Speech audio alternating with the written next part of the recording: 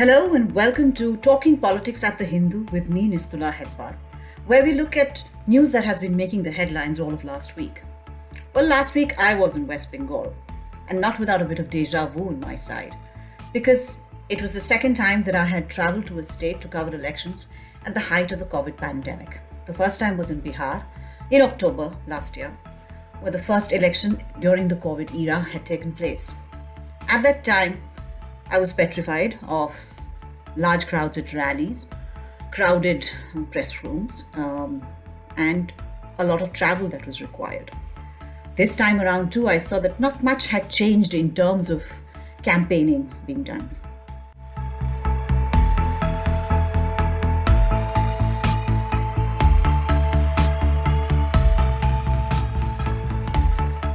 During the Bihar elections itself, the Hindu had carried a report by me where even politicians admitted that it was difficult to campaign in Indian elections in any way different from the way it has been done in the past.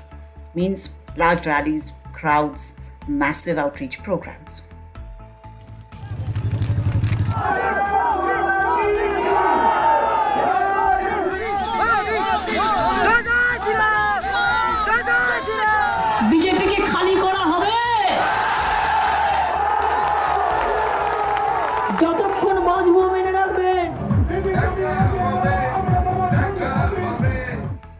The second round of elections have taken place 5 months after the first, and yet we see a repeat of similar campaign rallies and crowds amidst an even bigger wave of the pandemic.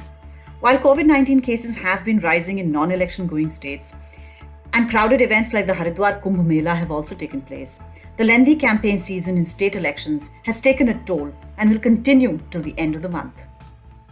Could the Election Commission or political parties have done anything differently from what they did in Bihar for these set of polls in 4 states and 1 union territory?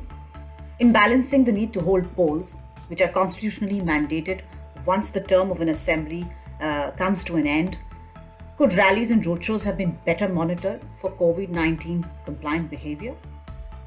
As far as the question of postponing polls is concerned, the Constitution allows little leeway, and political parties have such deep distrust of each other that unnaturally extending the term of a legislature or imposing central rule would have led to legal challenges and political bashing.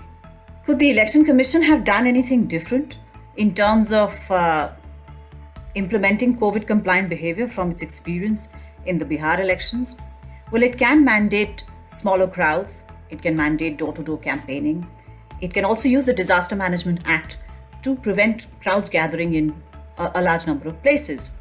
On polling day itself, it is easier to implement COVID-compliant behaviour, which the Election Commission has been doing, in terms of social distancing, mandating masks, and voter intimidation can also be addressed by sufficient deployment of central forces.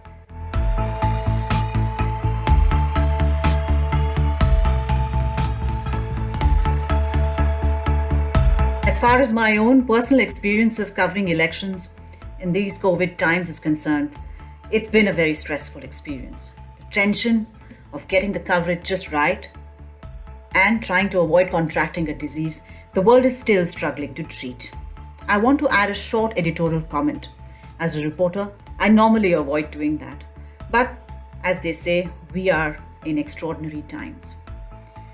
In a situation where India is clocking some of the highest rates of COVID cases in the world, all political parties need to get over their distrust of each other, and institutions need to explore ways where exercising our democratic rights do not take a toll on our health. Thank you. I'll see you next week.